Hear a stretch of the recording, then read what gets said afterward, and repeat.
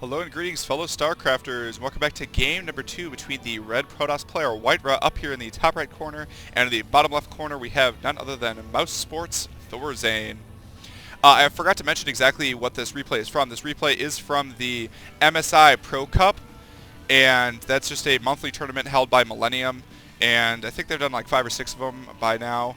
And that's exactly what it came from. I believe this replay pack was from the 26th of December, so it was right around Christmas. Not exactly sure when these exact games happened, but it was relatively recently. They are pretty recent, so these players are in their tip-top shape, I suppose. And looks like a little bit of a miss reality there. Oh no, not at all. A little bit of a misclick actually, as he double clicks all of his SCVs in order to try to put just one of them on the mineral patch. Unfortunately, it's going to do a little bit of a hiccup to his minerals, so he's going to be slightly behind on minerals, which will ever so slightly delay his barracks, but those sorts of delays, can mean a little bit, but really are not super important in the long run, unless we see some sort of like super early like proxy rush or something like that, in which case those few seconds could end up mattering.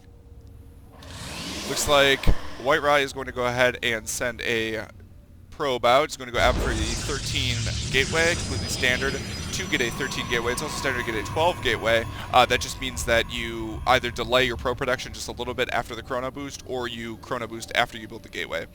It's just kind of a personal preference thing. I think typically Protoss players, especially against Terrans, will opt to get the 13 gateways. It's really not necessary to get an earlier gateway, whereas against Zerg, every once in a while against like an early pool or something like that, you really want the 12 gateway in order to get some production out. And of course, you can actually pressure Terran players with early Zealots. I've seen actually MC do that a lot, where you chrono out about 3 Zealots and then just run the Zealots straight into the Terran base. As if Terran players haven't walled off, as we see that Thorzain has not walled off in this particular game, it actually can be pretty effective in dealing a good amount of damage to your opponent, and possibly killing some SCVs, but also primarily killing the Marines early game, which really, Terran armies really do much better together. So do all armies, but Terran armies in particular, especially in kind of early games against gateway units, you really want your Terran units fighting together as individually Marines, and units like them can be picked apart. Looks like it is going to be a gasless fast expand for Thorzain. WhiteRa has opted for at least a 1 gateway expansion, so it's going to be a little bit slower. He doesn't want to get caught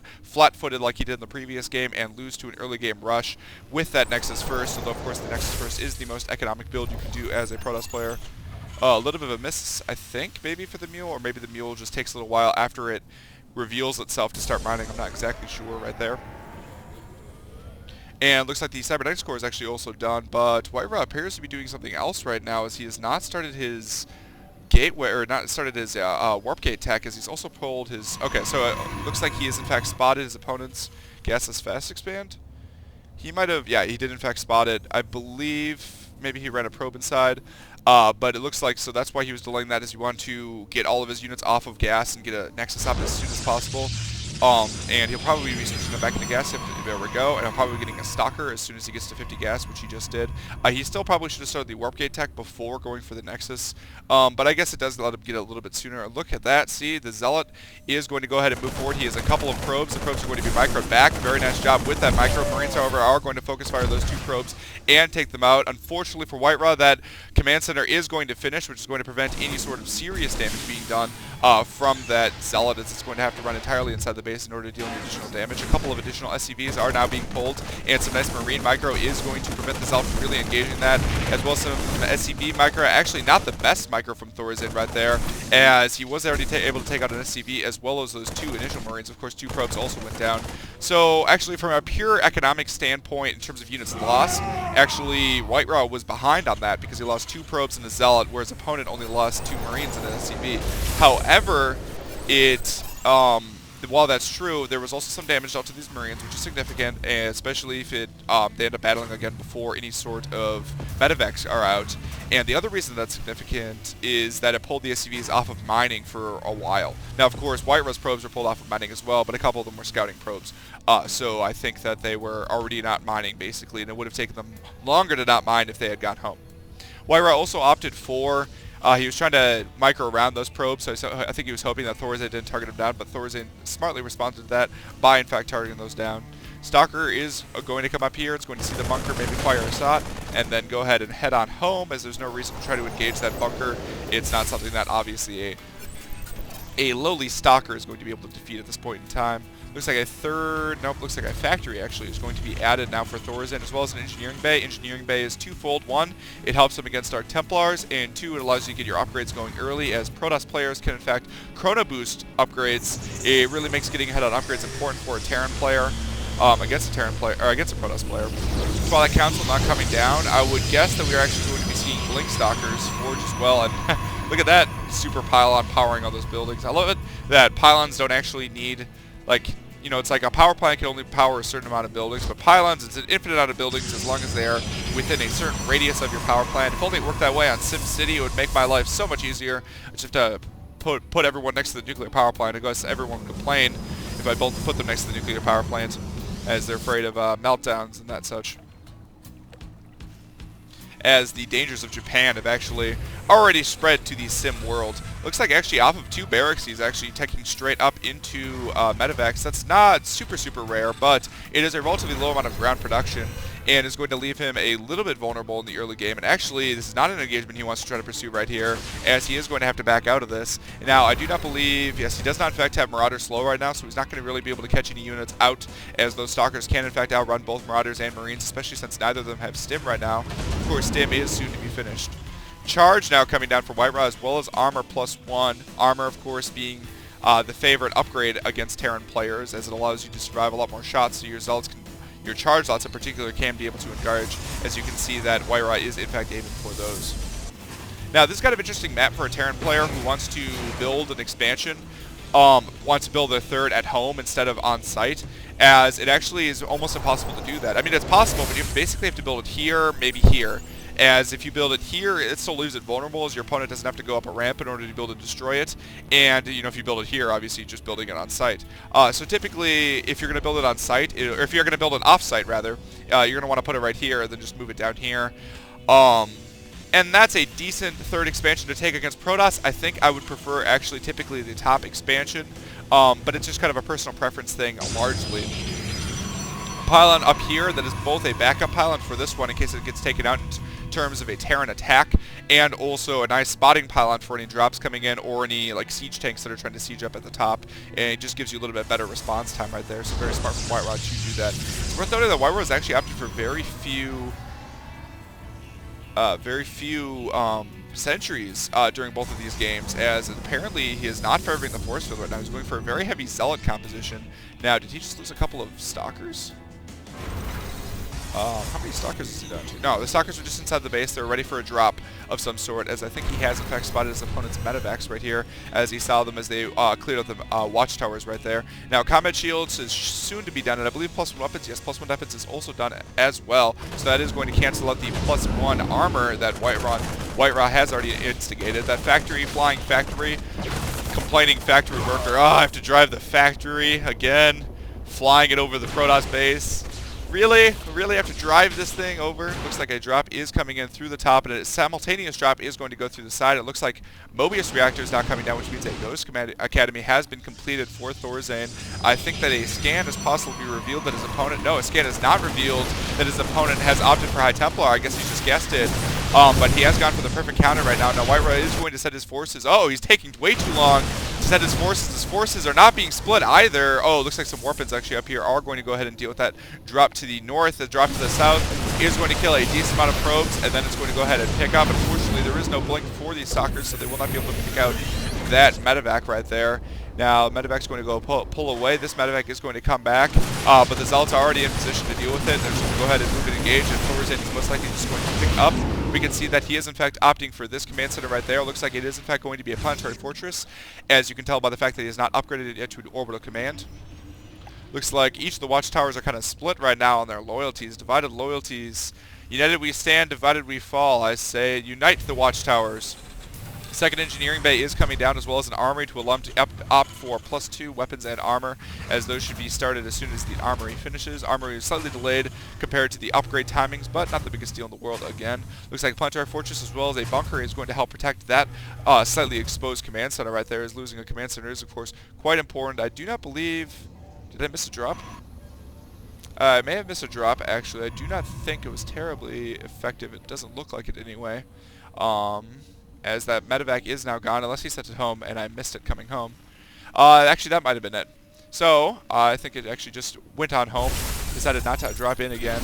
Workers killed. He ended up killing 13 workers. Not insignificant, but hardly super effective. However, it's worth noting, of course, that Thorzain did not, in fact, lose any worker, or did not lose really anything in those drops, and so it ended up being really worth it for him. He is still down about 16 supply right now. A lot of that supply, I believe, is in workers. Oh, actually, wow, he is ahead on workers right now. So Thorzain's macroing like a beast right now. He is well known for his macro. That is something he's well regarded for. Not particularly a micro guy, but macro tends to be more important in these sorts of games, depending on who you are. Polt Prime, sometimes is quite good at microing actually. And actually, he's in this tournament as well, so I'm very well might be casting him next. I haven't quite looked at exactly who I'm going to be casting, but he's very good at macro, or very good at micro rather. He's very good at splitting, especially in terms of siege tanks engagements in Terran versus Terrans, for example. And so we'll see if we get to see any of those later on. Looks like Factory is actually going to land, and the Factory is going to go to doing what it does best, and that is building Hellions or Thors or siege tanks. And looks like that Marine will draw the unlucky straws. He's going to get taken out right here. It is going to spot the War Prism right here. Now, I know I talk about this every game that I cast, but why does he put the Templar inside of the War Prism? Well, to answer the hypothetical question, wow, that is a heavy composition of Zealots. But to answer that hypothetical question, it's because if you EMP the War Prism while the Templar are inside, the EMP does not in fact protect them. Apparently there's some sort of energy shield or hull or wiring or something that prevents them from being EMP'd inside of there. Now, a lot of this, for the effectiveness of these Hellions, is going to depend on exactly when he engages. He's going to want to try to move those Hellions in exactly when he sees that WhiteRa's army is in fact moving out. By the way, it's worth noting, large supply block right now for Thorzain. He actually hasn't started any supply depots right now. Now, he is almost maxed, so it's not going to hurt him too much in terms of his building up of forces right now. Supply depots still have not started, actually. He's going to break the supply block probably by fighting right here, as it looks like WhiteRa is going to go ahead and move in, and Thorzain's not going to want to engage right there. Some nice EMPs are going to do a good amount of damage. The Zealots have a really great surround right here. High Templar are going to drop down and are going to get EMP. It looks like one storm is going to go off, but that's mostly going to hit the Zealots right now, and that's actually going to favor Thorzain in this combat. That second storm, though, is going to deal a lot of damage.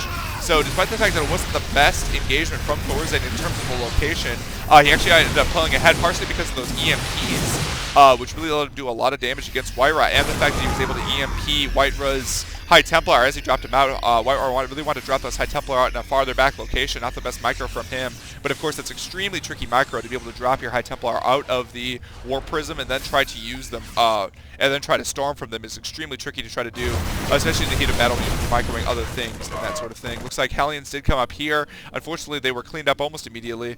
If we can actually check exactly how many additional workers were killed, how a small engagement is coming across. Only one additional worker was killed by those Hellions, and it looks like that Factory is in fact going to be taken out. Goodbye, Factory, and the poor Factory owner has to suffer, well, Factory driver, I suppose. 2 additional command centers, well, 1 command center has finished it, as well as an additional command center is on the way now for Thorzain. A Zealot up here is going to go ahead and spot that. 5 additional ghosts on the way for WhiteRa. Actually, I believe he is in fact, yes, he is in fact ahead on upgrades. His opponent is opting for armor level 3, which is going to finish before 3-3. However, WhiteRa already has 2-2, whereas opponent is only at 1-2. Weapons level 2 is on the way, but that's going to finish after 3-3. So WhiteRa, or Thorzain, will have a pretty large upgrade advantage, basically for the rest of this game, depending on how many chrono boosts WhiteRa opts on using. And I also like to say that I definitely like these Stim Marines, definitely better than using a scan. He's going to set it up here. I think he's looking for pylons mostly, but he'll also spot that Zealot right here, and he sees that his unit's going up there, so it's sent a, looks like a small contingent of Marines to go deal with that Zealot up there. You don't want to send your whole army, because if you get out of position and your opponent attacks the planetary fortress, it can take it out pretty quickly. 2 additional Nexuses are on the way for WhiteRa, 1 right here and 1 right here. Is going to allow him a good economic position. And holy crap, that's a lot of ghosts. He's got 11 ghosts right now, and WhiteRa's a little bit out of position. I don't think he sees them, though. Looks like they moved his forces up to take care of that Zealot up there, as WhiteRa did send an additional Zealot right there, but WhiteRa's forces were a little divided right there. If he scanned and saw that force and EMP'd it a couple of times and engaged it, he could have dealt a huge blow to WhiteRa's forces. Alright, so both players are maxed right now, so upgrade-wise, definitely Thorzain is ahead. He's already getting ships level 2 before his opponent really has any Colossus out right now. And nice EMPs. Looks like it's mostly going to scare away his opponent. And he's actually sniping Zealots right now. Probably not the best use of Ghost Energy, but he has so many Ghosts right now that it really doesn't matter too much. He can snipe for sure in small doses and do just fine. Looks like that Ghost is going to move forward and definitely snipe that full energy. Oh, he's going to EMP him first and just takes out one right there. Some kind of nice micro from Thorzain. And 2 additional starports are coming down. He's actually anticipating the switch to Colossus, as that's typically what you want to do if your opponent's going heavy Ghost. So very smart from Thorzain to stay one step ahead on his opponent. And this engagement is going to happen right as 3-3 finishes. It's going to be very bad right now. 3-3 is not quite done for WhiteRa, however, a very nice round from his forces are going to be doing a lot of damage. The Ghost Sniping is being effective as well as the EMPs on top of his forces. It actually looks like Thorzain is going to be on top of this engagement right here, despite the fact that the Warp Prism is allowing the Warp in on top of WhiteRa. And I think actually Thorzain is going to go ahead and win this game. Very nice job from Thorzain. Definitely going to be able to take out this Nexus. He sees the pros are strong. They're going to die as well. Probably should actually just focus fire down that Nexus. Is not going to opt to do that right now. Is going to go ahead and up here and probably stem forward and try to take out these forces as well. WhiteRa, meanwhile, is going to have a chance to try to macro up right now. 7 High Templar actually on the way. We should be seeing some Chrono Boost. He's actually not Chrono Boosting his gateways right now. This is extremely important that he tries to fill up his supply as fast as possible. He's going to dwindle even lower as he loses all of these probes right now. And he definitely needs to be Chrono Boosting these Warp Gates, as I do not believe any of them are available right now. And he's still not Chrono Boosting them right now, even though he is banking a ton of energy right now on these Nexus. This Nexus is at max energy. Looks like he's opting to do other things, but I'm not exactly sure what he's doing, because he's not attacking anywhere or really doing too much damage. And 2 additional command centers are going down. That's how you can tell that a Terran player is way ahead, is if they start building additional command centers. As that's one way to dump your minerals and give you some long-term reliable income that is never really going to be taken away, because you can just drop those mules exactly where you want to. Now these forces are going to be taken out. Looks like that little Cloak Ghost is going to deal a little bit of amount of damage. A scan goes down. Not quite sure what the scan was for right there, but it doesn't really matter. It seems to be additional Warp Gates right now. That is a good amount of Zealots right there, but looks like Thorzain is going to pick up and get on out of there. If he moves up though, nope, it looks like there are no additional High Templar to feed back his forces, so Thorzain is actually just going to head on home. So WhiteRa actually probably didn't, I guess he didn't end up needing to Chrono Boost his forces. Now WhiteRa is at 313, I believe. Yes, he's at, no, 213. Oh, was the Forge sniped, or did he cancel it? He might have actually canceled it in order to try to get additional gas to deal with that engagement right there, because I believe maybe that was weapons level 2 actually that was on the way. And yeah, very well might have been actually. And so he's going to want to try to opt for weapons level 3 pretty soon in order to try to catch up to his Terran opponent. Of course, having these shields upgrade helps as well. Unfortunately, his High Templar are out of position. That one Marine is playing the part of Ghost and trying to snipe those right now. Unfortunately, he's just not cut out to the job. As you can see, his split half fall down. Reminds me of the movie Resident Evil when they try to engage that computer program right there. Those Marauders are going to fire a single shot before they head on out of there. The Zealots will get a couple of swipes at them. The Marauders' armored suits will protect them from those swipes. Looks like 9 Vikings are now out for Thorzain. That's a pretty good number, especially considering the fact that he does have +2 ship weapons as well as +3 on the way. Very nice job from Thorzain, just staying ahead on everything right now and showing a very impressive game overall. I am definitely impressed with his play here. Looks like some High Templar in the middle are going to, no, Storm is going to miss right here, and WhiteRa is going to need a little bit of a miracle, I would guess, to kind of come out of this, as this army composition is quite good for Thorzain right now. Now, WhiteRa is producing Colossus 2 at a time, but the fact that his opponent's ahead on upgrades is not going to help combat at all, and the huge amount of EMPs available from those Ghosts is also going to be extremely effective in dealing with the forces of WhiteRa. Now, looks like, yes, the Zealots are, in fact, ooh, nice dodge there on the Vikings. Alright, so, oh my god, nice EMP is going to kill all but one Storm right here. WhiteRa smartly turns the group that was Stormed right there into an Archon. Second EMP is going to take out all of the additional Storms right now, and WhiteRa is going to be in a lot of trouble. However, this is going to be a pretty good engagement for his Colossus, but bad for his Ghost right now, and it looks like WhiteRa is actually going to GG out of this game. You can tell because he's a little replay thing indicating exactly where this replay is available from, and these forces are going to go ahead and slide on through, taking out all of these forces and cleaning it up, and WhiteRa is in fact going to have to GG out of this game, and we're going to move on to game number 3. This is PG on Minecraft, signing off.